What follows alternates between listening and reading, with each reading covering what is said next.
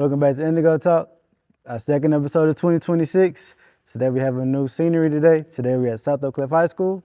Today we're talking to Coach Todd, the three-peat state championship. I'm proud to meet this man. This man is setting up a great legacy for himself. I'm proud of him, and with this being my alma mater, this means the absolute world to me. So today, getting insight with him, and yeah, we're gonna get into it. So, Coach Todd, with this being your three-peat championship this year, Yeah. what does that mean to you?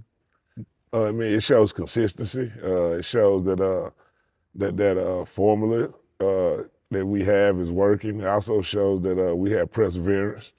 After we lost a couple, that we came back and got the third one. So it showed the kids had to fight, overcome some adversity, but at the same time, the biggest thing, man, is just it shows that we're consistent at what we do, and we have a formula that's proven and it works.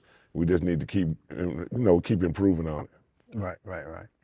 And with you being the first black coach to have a three-peat, and you being a student of DISD, does that seem like a full circle moment to you?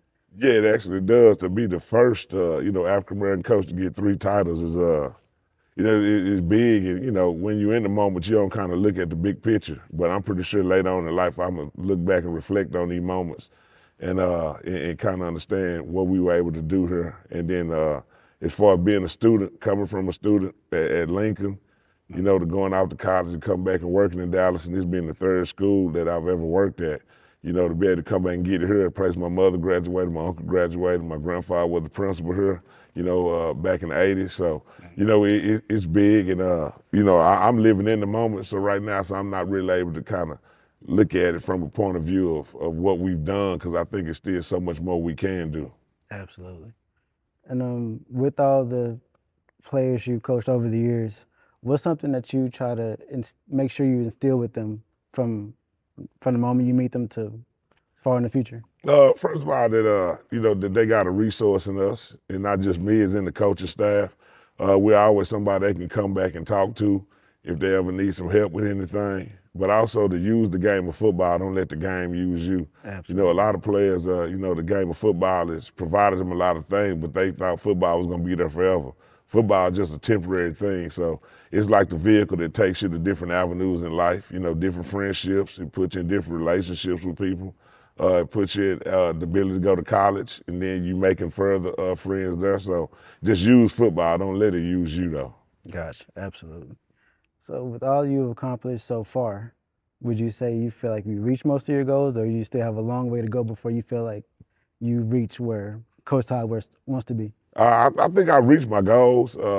I think once you do reach your goals, you set some new goals for yourself, and it just becomes a standard and a way to go about doing things. So, winning one championship was the goal, because nobody had ever done that in Dallas, except for Carter. But, it had been thought that it would never happen. So changing people's perception is probably my most impressive goal, because we made something that a lot of people said was impossible, and now we've done it 3 times. Gotcha.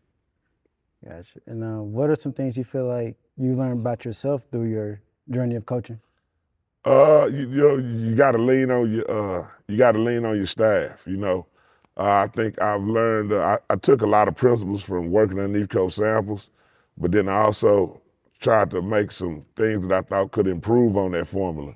And what I've been able to do here at soccer is kind of accept each coach for who they are, and not try to make everybody so cookie cut. That I understood that some personalities are going to be different, and allow them that freedom to be different. But at the same time, but understand the big goal is about being on the team aspect as far as the coaching staff and getting the kids going. So, my biggest thing that I like to say is, just getting guys that have the same passion and drive as I do, that are motivated, want to be successful, and then making sure that they are able to get that particular group of kids going, where it doesn't have just to be a me thing talking to the kids. I can just come in at certain particular times. And then each coach will have different relationships with different kids too. So I may not be able to reach a kid that somebody else may, and then vice versa. So it's just about being in teamwork, man. That's the big thing, just teamwork, and everybody not buying into who gets the praise and accolades at times, but buying into the overall growth of the team. Absolutely. So now, far as with your students, what's something that you want them to know about manhood that has nothing to do with football? Uh, in football, I can say you get to, you get to replay plays sometimes. But when you get in real life, you may don't get to redo some situations. And we kind of dealing with a situation right now in that regards. Each action has a consequence, whether it's good or bad. So you always got to think through situations and not be so caught up in the moment, but also be thinking long term. So the biggest thing I want the kids to understand is that stop just looking at your life from day to day, but also start envisioning where you're gonna be 10 or 20 years from this point, and see if the things you're doing today will allow you to get to those 10 to 20 years. Absolutely. Who would you say played a pivotal part in your journey as far as the success that you achieved so far? It would probably be my mother, my aunt Sandra, and I kind of go in detail why. But my aunt Sandra, she actually had three sons that played for Carter. So Mhm. I was always able to go to the Carter games growing up because I was going to go watch my cousins play. So that probably what instilled a lot of some of my beliefs and seeing some of the things that we do mimic still today was from going over Aunt Sandra's house, going to the games, so I was able to see all the Carter games growing up. Just my mother, just because she birthed me and she instilled, just go be great. You know what I'm saying? And great doesn't have to always be in the form that you may want it to be. Some people may not be a great player, but like you may be a great coach or you may be great in some other aspect. So just her perseverance of dealing with life situations taught me how to fight through things. Then my granddad and grandmama, they were always supportive, gonna be there. And then probably my uncles, just showing me how to be a man, not to be caught up in the cycle of what society says to do. That one of my uncles is a lawyer, the other's a doctor, so they set the standard high. So I didn't want to be. I don't know what I could have did to top those careers. So I said I'd do something everybody want to do, be a coach. And I don't know if I topped it yet, but I know that it's gonna be hard for them to win out on this one with my effect in the football game compared to their effect in they careers. And one thing my uncle did was when I was young, he when the boys from Carter got in their situation, he was a lawyer working underneath Royce West, representing one of the kids, and he actually had told me to get on the bus and come down there for their sentencing. And I was actually in the courtroom when that judge Kendall hit that gavel and issued all that time, and I was able to see that, and that kind of instilled in me that I never wanted my mother to feel that pain that I saw all these people pain they were going through dealing with the situation. So teach about choices and consequences at the end of the day. And I always remind my uncle about that, from day one. How important it was to you to stay connected to the system that raised you? Uh, the biggest thing I can say is talking about football wise, and then I guess you could say just socially. I've always pretty much been a Dallas product. I went to Houston for some years, and it's a nice place to be too for college. But I always wanted to be successful in my hood, or in the area that I actually grew up in and knew people in. So it was important because a lot of those people may didn't believe these could happen, but to see that I was able to help bring that change here and make people believers in something they didn't think they could believe in is monumental. I always wanted to be good where I was from. You know what I'm saying? And respected where I was from more than anything else, because it means more to you. You're more passionate about being successful. When you grew up in this thing, and that was a big thing. Now, football wise, I learned a lot from the great coaches that I had in the past. Started with probably Coach Walton at Atwell. Probably one of the most organized guys in the way he demanded respect from the parents and the kids and everybody respected him. Working for Coach Samples at Lincoln was monumental because that allowed me to one day have a relationship to come back and get my first job. Then you also, got Coach Lewis, who just had that intimidating factor at Lincoln that even the hardest of hard knew that they was afraid of Coach Lewis. Dr. Lewis, the principal, it was numerous people and coaches that have helped me through time. I can't probably name them all, but those are on the list of the short few that I knew that were very impactful for me. And I just took Coach samples, some of the things that like I said earlier, some of the things that I thought were great, some things I thought could be improved, and I just kind of formulated my own formula with a lot of things that he instilled, but it all come down to hard work. You got to be dedicated, and you got to be kid driven. Gotcha.